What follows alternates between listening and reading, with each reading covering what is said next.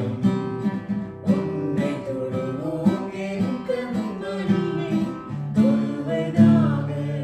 உரைத்ததாலே தோத்திரம் அக்கினியின் மதியிலாக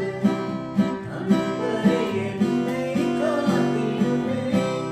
அக்கினியின் மதியிலாக